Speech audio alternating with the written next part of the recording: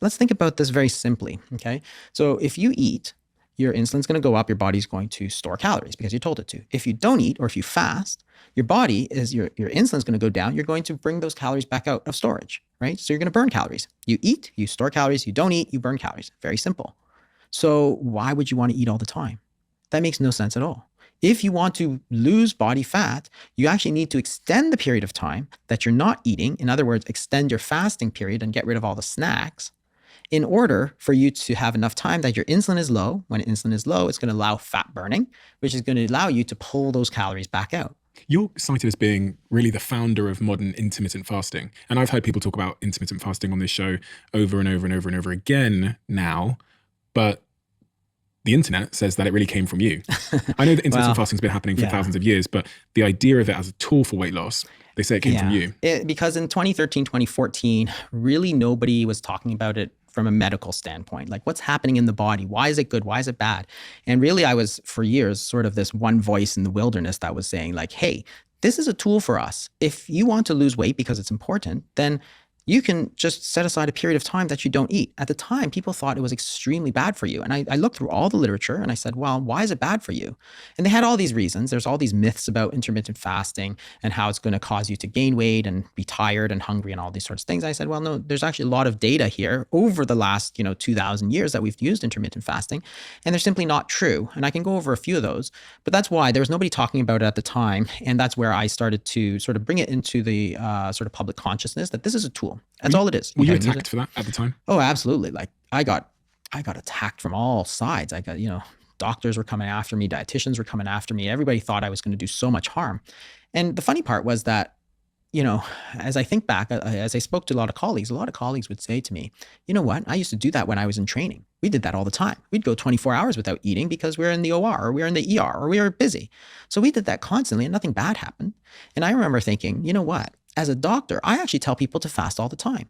If you have to go for surgery, you need to fast. If you're after surgery, you need to fast. If you do fasting blood work, you need to fast. So why is it that I'm actually telling people to fast all the time, and yet for weight loss, you shouldn't fast? That doesn't make any sense. And physiologically, from a body standpoint, it doesn't make any sense. One of the things people talked about was, it's going to make you eat more later. It's going to make you more hungry. Your basal metabolic rate's going to go down. This was one of the big myths of intermittent fasting. That's going to cause the so-called starvation mode, right? And this is the idea that your basal metabolic rate will fall so low that when you do start to eat, you're going to gain weight again. So I said, well, let's think about this. You can do a study where you take somebody, say you, for example, and you could fast them for 4 days and measure how many calories they're burning, their basal metabolic rate on day 0 before the fast, and measure them 4 days into the fast and see how many calories you're burning. So on day 0, they say you're burning, say, 2,000 calories a day. On day 4 of 0 food, you don't eat any food for 4 days. They measure how much calories you're burning. Your body is burning 2,200 calories. Your basal metabolic rate didn't go down. It went up. Your body's activating itself during fasting, which is fascinating because if you're trying to lose weight, dropping that basal metabolic rate is death. Like if you drop that metabolic rate, it's so hard to lose weight. That's what the calorie restricted diets did. That's what the low fat diets did, the eating all the time did. But when you actually fast, your metabolic rate went up. And we see this in study after study.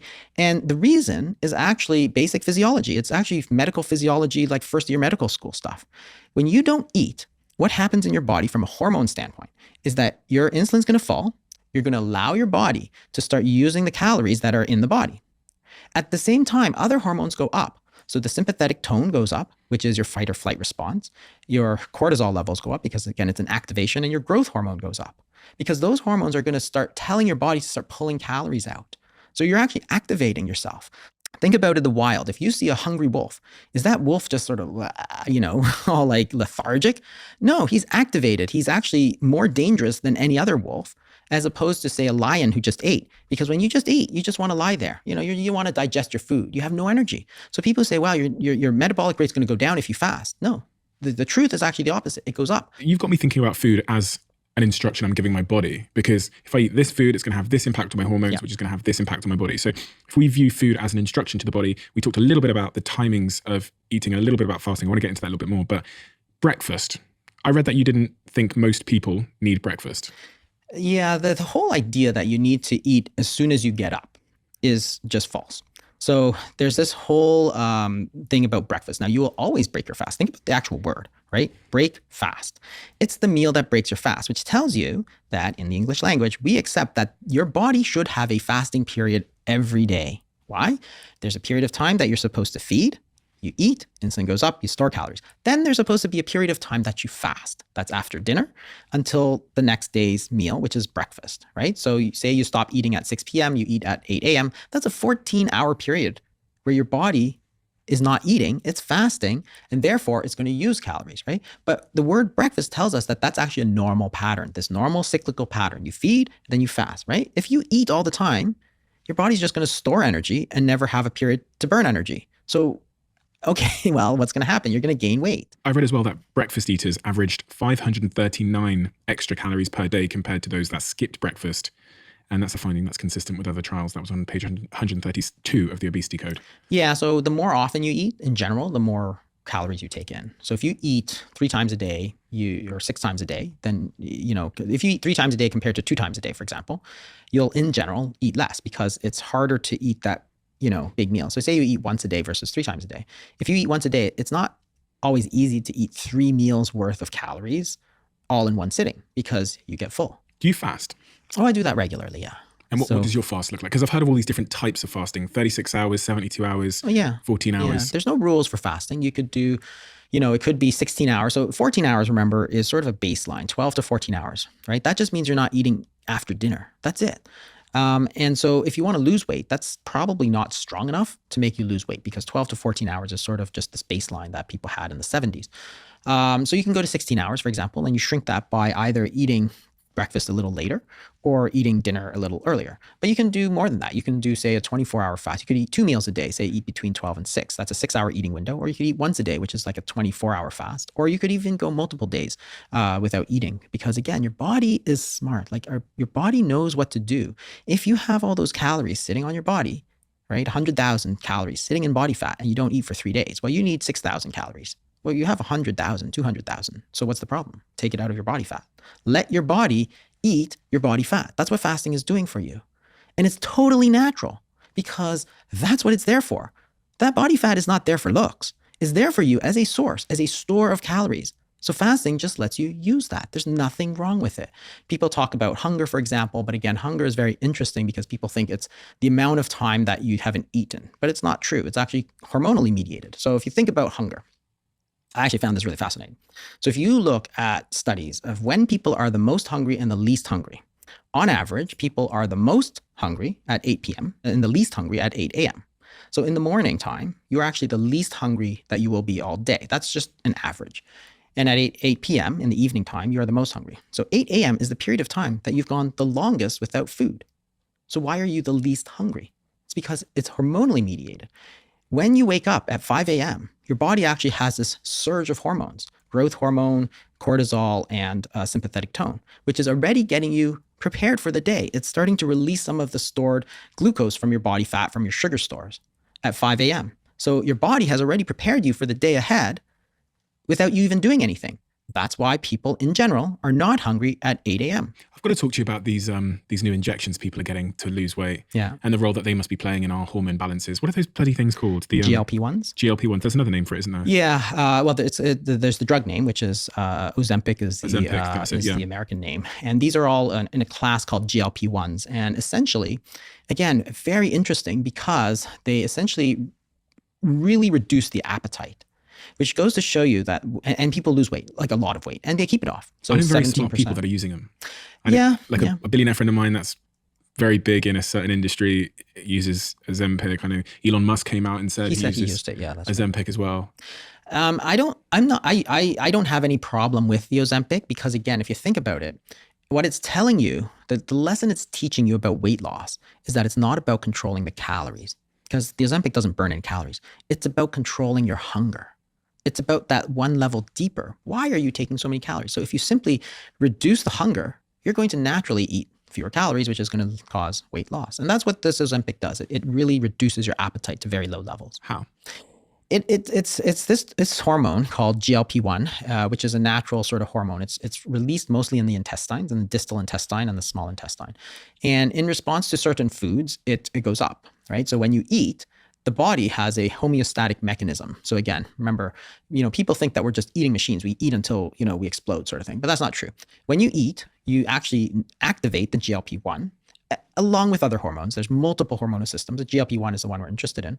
You activate GLP-1, which then sets into motion the instructions for you to stop eating, right? So the act of eating sort of sets in motion that whole feedback loop to stop, right? So this is homeostasis, which is trying to keep things at a proper level. Does that mean if you eat slower, you'll eat less? There's probably not more time to come out? Yeah, probably it's true.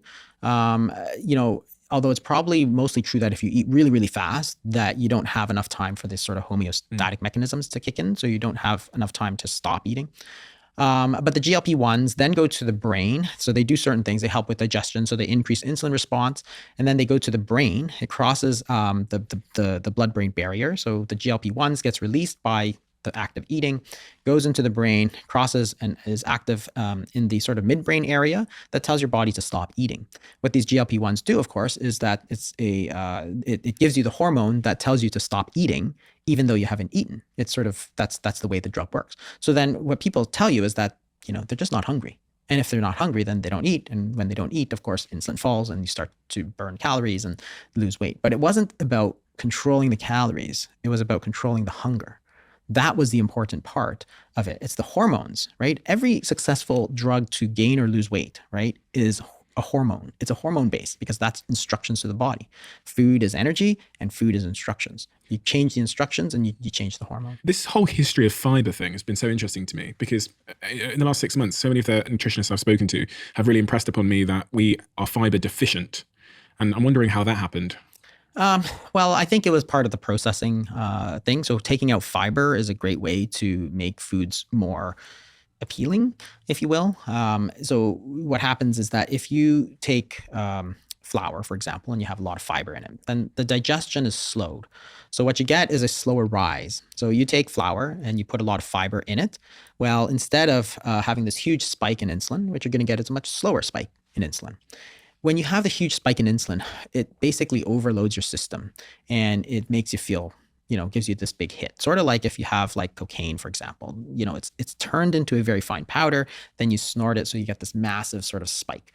Same thing with, carbohydrates. If you don't have any fiber, you pull all the fiber out by processing, you get this massive sort of unnatural spike and your body says, oh, that's great. It tastes great. I really love it. And you get people who are sort of addicted to it because that big spike is then going to release dopamine. And dopamine is a pleasure hormone. So you eat cookies or whatever, highly processed foods, you get this sort of pleasurable response. And that makes you crave it. If you have a lot of fiber, it acts almost sort of like an antidote to that carbohydrate because you're slowing down that release. What foods are high in fiber? Well, mostly unprocessed foods. So the things like beans, and if you're eating whole grains, for example, compared to others, then it's going to have a reduction in the speed of absorption. So it's, again, not about the calories necessarily, or even necessarily about the carbohydrates, because you're still eating the same amount of carbohydrate, but you're slowing down the speed at which is absorbed, which is going to change the instructions that you give your body. If you have a massive spike in glucose, you get this massive dopamine surge, right? And your body's like, yo, love it. Right? Then the next time you're like, okay, give me that refined carbohydrate. What about protein? Because we tend to think of protein as something that, is super great for weight loss.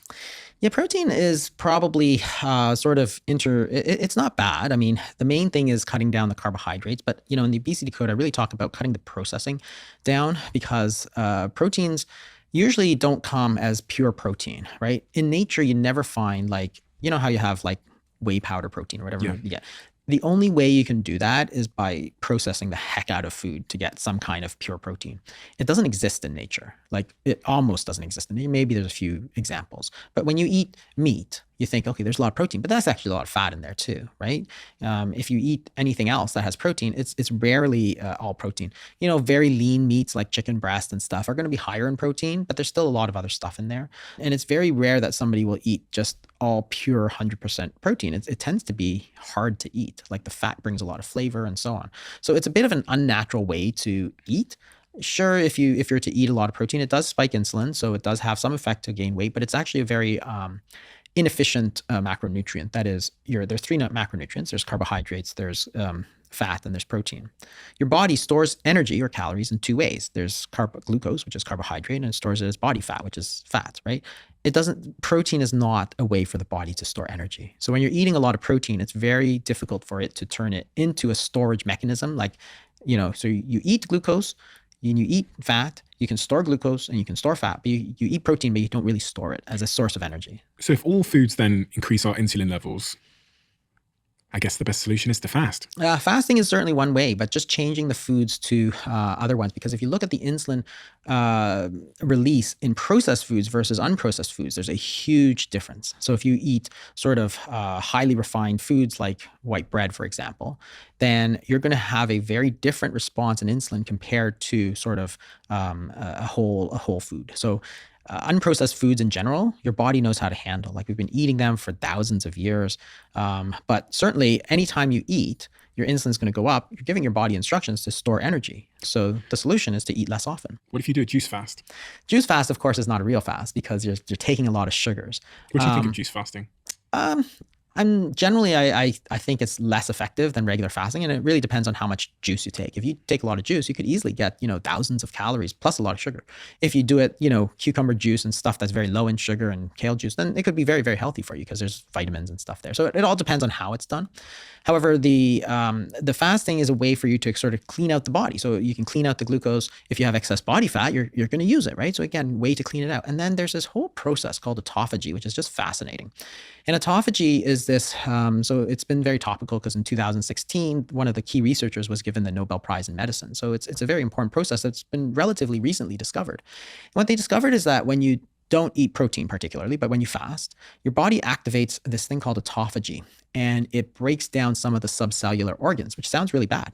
Subcellular organs. Yeah. So, these are sort of like the organs within the cell. So it's not like the liver, but there's something called organelles within a cell. And some of that is broken down. So basically these proteins and so on within the cell, your body gets rid of that. And you think, oh, well, that sounds really bad.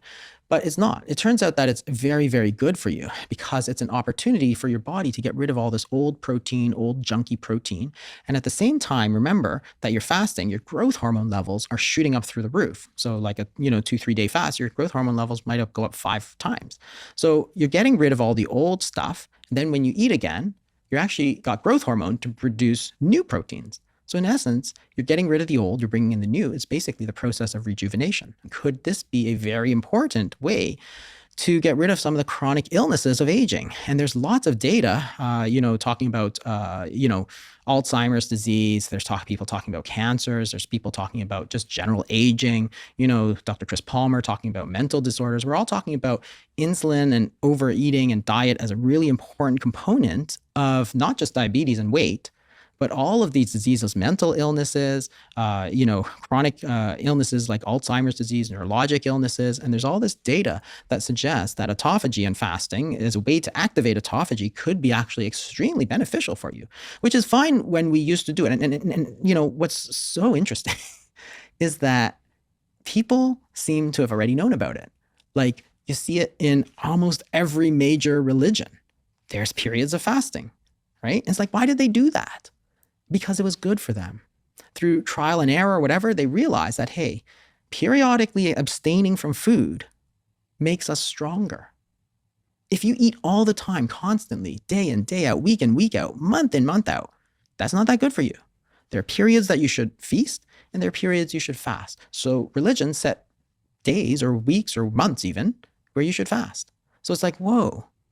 Why did they do that? And are they just way ahead of us in terms of understanding the human body? Like we get so, enamored of our own, intelligence and science and so on that we think they're, that they didn't know what they're talking about. Maybe they knew more about what they're talking about and science is just catching up and saying, oh, this process of autophagy that you activate with fasting, this could be really important for longevity, for other things. I'm not saying you should do it like every month or whatever. If you look at the way that people do it, they don't do it like, they don't do like 5 days a month or something. They do it once a year or once every few months. How long does autophagy take to kick in? Is it 72 hours, did you say?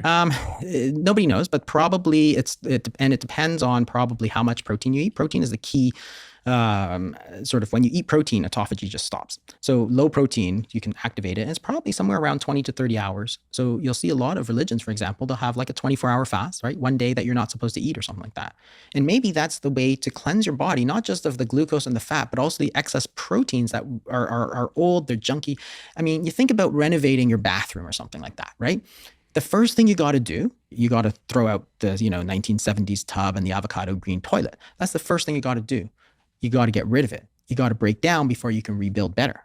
Well, autophagy might be that way to break down some of the stuff that you actually can't break down any other way. If your body's full of all this junky protein, you can't get rid of it. Is there an evolutionary explanation for the role of autophagy, do you think?